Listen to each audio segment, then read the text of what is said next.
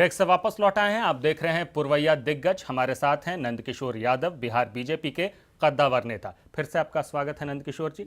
लेकिन जैसा कि आप कह रहे थे ब्रेक पे जाने से पहले कि इस बार क्लीन स्वीप करेंगे बिहार में, क्या जरूरत आन पड़ी इस वक्त आपको? आप 6 महीने पहले से लगभग ये कहते रहते हैं कि बिहार की सभी 40 सीटों पर आपको तैयारी है। पहले तो आपको गठबंधन करना पड़ा, आपकी जो भी मजबूरी रही हो। 30 सीटों पर आप चुनाव लड़ रहे हैं और 1/3 सीट इसमें से आपने बाहरी या फर्स्ट टाइम उम्मीदवारों को दिया है। ऐसी जरूरत क्यों आई? देखिए, जहाँ तक गठबंधन का सवाल है, हमारे विरोधी हमको यही कहा करते थे कि एक भी आदमी इनके साथ नहीं जाएगा, कैसे ये 272 पुराएंगे। और आपने देखा जिस नरेंद्र भाई मोदी के विरोध के नाम पर ये नाटक क्या करते थे, उस नरेंद्र भाई मोदी के समर्थन में लगातार लोग आ रहे हैं। उपेंद्र कुशवाहा जी आए, रामविलास पासवान जी आए, और इसके कारण से दूसरा विषय ये है, लेकिन नए लोगों को टिकट देना आप सही मानते हैं? दूसरा विषय यह है कि 96 से हम समझौते में चुनाव लड़ रहे थे। हम लगभग 20 साल से 25 पार्लियामेंट सीट लड़े ही नहीं। हम 150 के आसपास विधानसभा की सीटें नहीं लड़े। हम लगातार 20 साल से जो चुनाव नहीं लड़ते रहे, तो स्वाभाविक रूप से वहाँ उस प्रकार के जनाधार की आवश्यकता हमें थी जो हमें लोकसभा का चुनाव जिता सके। और हमने पूरी स्थिति की समीक्षा करने के बाद, जैसा मैंने पहले भी कहा आपसे, बड़ी संख्या में लोग नरेंद्र भाई मोदी का समर्थन करना चाहते हैं, उनके साथ जुड़ना चाहते हैं। और जो लोग जुड़े हमारे साथ, जो भाजपा के मेंबर बन गए, उनमें से हमने उम्मीदवारों का चयन किया। आप जिनको बाहरी कहते हैं, आज वो भारतीय जनता पार्टी के कार्यकर्ता हैं, भारतीय जनता पार्टी के नेता हैं। लेकिन जुड़े अचानक और टिकट पा गए, क्या इससे पुराने लोगों में गलत संदेश नहीं जाता है? देखिए, ये तो हमेशा होता है।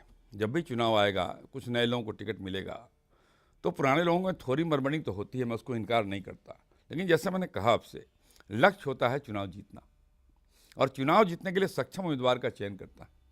पार्टी सारी बातों का विचार करके जिन उम्मीदवारों का चयन किया है, वो उम्मीदवार जीतने लायक नहीं, लेकिन एक बात तो आप कहते हैं नंद किशोर जी कि आपकी कैडर वाली पार्टी है, लोकतांत्रिक तरीके से चलते हैं, लेकिन ये उतना लोकतांत्रिक फैसला लगता नहीं है। नहीं, क्यों नहीं लगता है? आपने कैडर के लोगों को आगे बढ़ाया नहीं। पार्टी को अगर विस्तार देना है तो समाज के हर वर्ग को जोड़ना ही पड़ेगा ना। बड़ी संख्या में लोग, नए लोग जुड़ रहे हैं, तो उनको बाहर रख के हम कैसे विस्तार पा सकते हैं? कैसे 272 का लक्ष्य प्राप्त कर सकते हैं? लोगों में क्या मैसेज जा रहा है कि दल बदलू नेता हैं, बस चुनाव लड़ना चाहते हैं, हो सकता है कल को कोई और पार्टी से लड़े? नहीं, लोगों में केवल एक ही मैसेज जा रहा है कि नरेंद्र भाई मोदी को प्रधानमंत्री बनाने के लिए जो लोग भी उनका समर्थन करना चाहते हैं, भारतीय जनता पार्टी बाह फैलाकर सबको साथ लेके चलना चाहती है। ये मैसेज जा रहा है। समाज के हर वर्ग को हमने समावेश किया उनका। हम पहले केवल 15 सीट लड़ते थे, समाज के हर तबके का समावेश हमारी उम्मीदवारी में नहीं हो पाता था। हम इस बार 40 सीट लड़ रहे हैं, 30 हम लड़ रहे हैं, 10 हमारे सहयोगी लड़ रहे हैं। दोनों को अगर मिला दीजिएगा तो हमने समाज के हर तबके को अपनी उम्मीदवारी में समावेश किया है। आप समाज के तबके को समावेशित करना चाहते हैं इस बार अपने इस उम्मीदवारों के माध्यम से, यही दिखाना चाह रहे हैं, लेकिन इसमें एजेंडा तो पीछे छूट जा रहा है। क्यों एजेंडा पीछे छूटेगा? एजेंडा तो एक ही है, सुशासन, विकास, नरेंद्र मोदी का नेतृत्व। इसमें तो किसी को आपत्ति नहीं है। 40 की 40 उम्मीदवार इस पक्ष में। लेकिन पुराने लोग, कई लोग नाराज हुए। गिरिराज सिंह नाराज हुए क्योंकि जहां से टिकट चाहिए था वो नहीं मिला। अश्विनी चौबे भी इसलिए नाराज हुए थे।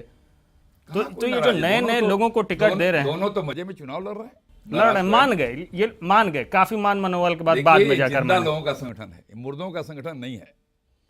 नाराजगी चलती रहती है इसमें। जिंदा लोगों का संगठन लोकतंत्र है।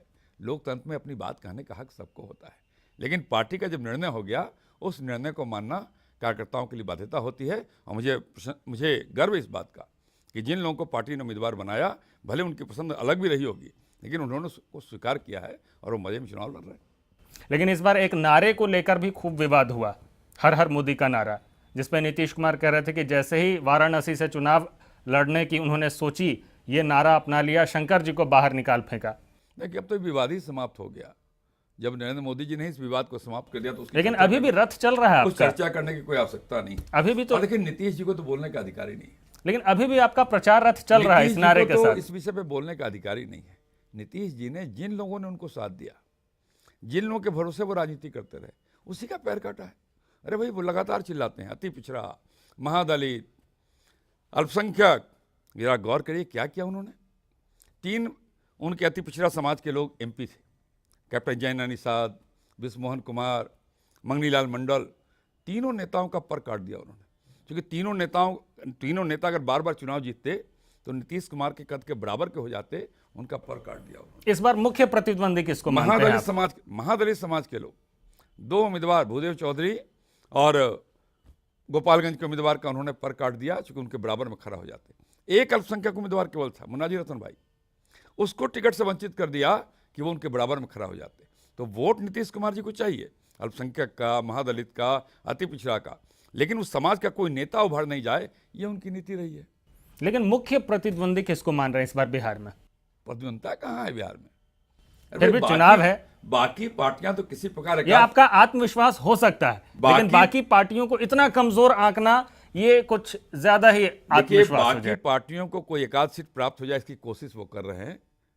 मैं इसके बारे में ज्यादा टिप्पणी नहीं करना चाहता। लेकिन किसे मान रहे हैं, आरजेडी को या जेडीयू? है ही कहां? अरे कोई भी नहीं है, दोनों पार्टियां नहीं कोई है। 2 अंक में पहुंचने की कोशिश करने वाला पहुंच भी नहीं सकता है। एकाध सीट किसी को मिल जाए, 2 सीट तो बहुत बड़ी बात हो जाएगी। इसलिए प्रतिद्वंदता कहां है? जनता का तो एक तरफा निर्णय है, विकास के लिए, सुशासन के लिए, मजबूत प्रधानमंत्री के लिए। लेकिन लोग ये भी कहते रहे कि आप विकास का जो मॉडल पेश करना चाहते हैं वो समावेशी नहीं है। आप कह रहे हैं कि हमने टिकट बंटवारा इस तरह से किया है जो समावेशी है लगभग, लेकिन गुजरात के विकास मॉडल पे बहुत से लोग उंगली उठा रहे हैं इस वक्त। देखिए, पहले भी हम लोगों ने स्पष्ट किया है, हर राज्य का विकास मॉडल अलग अलग होता है। गुजरात में नरेंद्र भाई मोदी ने कम समय में ज़्यादा विकास करके दिखाया है। हम विकास तेजी से कर सकते हैं, ये मैसेज उन्होंने दिया है। लेकिन राज्यों की परिस्थिति के अनुसार विकास के मॉडल तो अलग अलग होते हैं। भाजपा पहले से भी इसको मानती रही है। हम कहते ये हैं तो देश का मॉडल भी, विकास मॉडल भी वैसा ही होगा आपके समय में जैसा गुजरात का रहा है, या अलग होगा? नरेंद्र भाई मोदी ने क्या कहा? अगर देश के विकास मॉडल की बात उन्होंने की है तो उन्होंने कहा है कि जो राज्य विकास के मामले में पीछे छूट गए, विशेष करके उत्तर और पूरब के राज्य, उनका पहले विकास करना पड़ेगा, उनका तेजी से विकास करना पड़ेगा, ताकि वो विकसित राज्यों की श्रेणी में बराबर में खड़ा हो सके। ये मॉडल होगा ना। उसमें उन्होंने बिहार की चर्चा की है, उन्होंने झारखंड की चर्चा की है, उड़ीसा की चर्चा की है, बंगाल की चर्चा की है, असम की चर्चा की है। ये हमारा मॉडल है। जो विकास में ज़्यादा पीछे छूट गया उसको तेजी से आगे बढ़ाओ, ताकि समावेशी विकास पूरे देश का हो सके। ये हमारा मॉडल है। समावेशी विकास चाहते हैं। और एक बात और भी आप कह रहे हैं कि यहाँ पे समावेशी आपने ख्याल रखा है टिकट बंटवारे में, लेकिन ये बताइए कि अल्पसंख्यकों की अगर बात की जाए तो सिर्फ आपके पास एक ही चेहरा है बिहार में, सिर्फ एक प्रत्याशी, साबिर अली को आप 2 उम्मीदवार माने, साबिर अली हमारे, एक शाहनवाज हुसैन और खगड़िया से आपने खड़ा किया। तो सिर्फ 2, 30 में से सिर्फ 2। हमको लगा कि 2 लोग जीत सकते हैं, हमारे हमने टिकट दिया। हमने कहा चुनाव में आधार तो हमारा जीतने का है। जो हमारे पास उम्मीदवार थे उसमें से 2 व्यक्ति मुझे लगे कि वो जीत सकते हैं, तो हम लोगों ने उम्मीदवार बनाया उनको। और साबिर अली भी इस वक्त आना चाह रहे हैं आपके साथ? साबिर अली के बारे में मुझे मालूम नहीं वो क्या निर्णय करेंगे, लेकिन कोशिशें तो जारी हैं आपकी। नहीं, अब तो उम्मीदवार हमारे घोषित हो गए, अब कोई नए उम्मीदवार तो हम घोषित करने वाले नहीं है।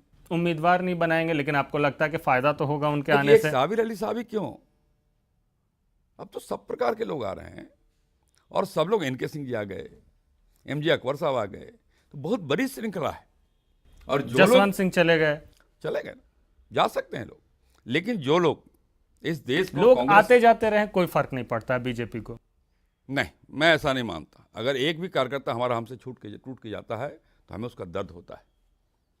लेकिन यह भी दूसरी ओर सच है कि लोग कांग्रेस मुक्त भारत बनाना चाहते हैं, देश को तेजी से विकास के रास्ते पर ले जाना चाहते हैं, और इसके कारण नरेंद्र मोदी का नेतृत्व जिनको स्वीकार है, भाजपा का मॉडल जिनको स्वीकार है, वो बड़े पैमाने पर अगर भाजपा में आ रहे हैं तो हम दूसरे उनका स्वागत भी करते हैं।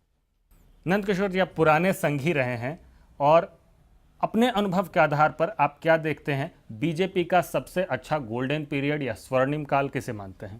देखिए, मैं मानता हूं कि अटल बिहारी वाजपेयी की सरकार जब देश में बनी तो उस सरकार ने सुदृढ़ भारत, स्वावलंबी भारत और स्वाभिमानी भारत निर्माण की दिशा में महत्वपूर्ण कदम उठाए थे। वो समय मैं मानता हूं कि भाजपा के लिए एक स्वर्णिम काल था, जहां हमने देश के इंफ्रास्ट्रक्चर डेवलपमेंट के लिए काम किया, वहां देश के अंदर परमाणु बम विस्फोट के माध्यम से हमने देश को एक अलग मजबूती देने का काम किया। तो ये जो वक्त है जिसमें आप कहते हैं कि मोदी की लहर है, फिर ये स्वर्णिम काल नहीं है, या उसके करीब का काल होगा ना? हाँ, ये छू भी नहीं सकता उसको। आपने भाजपा के काल की बात की है, अब तक मैंने कहा अब तक देखा जाए वहां तक प्राप्त किया, अब जो काल होगा उससे और आगे तो ये जो लहर वाला फेज जिसको आप मान रहे हैं, इसको उससे तुलना कर सकते हैं? नहीं, तुलना करने का, मैं तो सरकार की बात कर रहा था, मैं तो अटल जी के नहीं, मैं पार्टी की बात कर रहा हूं कि बीजेपी का स्वर्णिम का, पार्टी को जब लगा हो कि सबसे ज्यादा बुलंदी पर है। नहीं, बुलंदी तो हम सरकार में पहले आ चुके, हम सरकार में तो उसके पहले अटल जी के ज़माने में सरकार में आ चुके हैं और हमें उम्मीद है इस बार भाजपा ने जितनी सीटें पहले प्राप्त की है उससे बहुत ज़्यादा सीटें भाजपा प्राप्त करेगी और भाजपा सर्वाधिक सीट प्राप्त करने का रिकॉर्ड इस बार बनाएगी। लेकिन फिर जो सबसे स्वर्णिम काल है आपका, प्रचार अभियान में कहीं भी उनकी तस्वीर क्यों नहीं? अटल जी नहीं दिखाई है, देते? पूरे जगह है। भारतीय जनता पार्टी के सारे प्रचार कार्यक्रमों में अटल जी, अडवाणी जी शामिल है, लेकिन बहुत कम दिखाई देते हैं। जितना कम दिखाते हैं। अगर मोदी के 100 दिखाई देते हैं तो अटल जी के 10-20 दिखाई नहीं, हमारे देते हैं। सारे रथों में अटल जी, अडवाणी जी के फोटो हैं। नहीं, अडवाणी जी भी नाराज हो गए। नहीं, कोई अडवाणी जी नाराज नहीं है, मैं इसको नाराजगी नहीं मानता। एक तो गार्जियन गोवा के से ही नाते, नाराज चल रहे हैं अडवाणी। गार्जियन के नाते उनको जो कुछ कमी दिखाई पड़ती है उसको, उसके बारे में वो इंगित करते हैं। मैं इसको नाराजगी नहीं मानता। आप इसको नाराजगी नहीं मानते, लेकिन बहुत से लोग इसको नाराजगी मानते हैं और कहते हैं कि यह पार्टी के लिए घातक होगा। देखिए, मैं बाकी लोगों की बातों पर टिप्पणी नहीं करना चाहता, लेकिन मैं मानता हूं कि अडवाणी जी हमारे गार्जियन हैं और गार्जियन के नाते अगर हम में कुछ कमी दिखती होगी तो वो उसको टोक सकते हैं, उनको इसका अधिकार है। मैं उसको नाराजगी के रूप में नहीं देखता। नाराजगी के रूप में नहीं देखते, लेकिन बहुत से लोग देख रहे हैं। बाकी लोगों की कितनी चिंता करें हम, हमको तो काम करना, आगे बढ़ना है। ठीक है, आपको नहीं लगता कोई फर्क पड़ेगा इससे? किस बात से फर्क पड़ना है? नाराजगी से, वरिष्ठ लोगों की कहाँ नाराजगी है? कहाँ नाराजगी दिख रही है? लालमुनि चौबे तो अब निर्दलीय लड़ रहे हैं।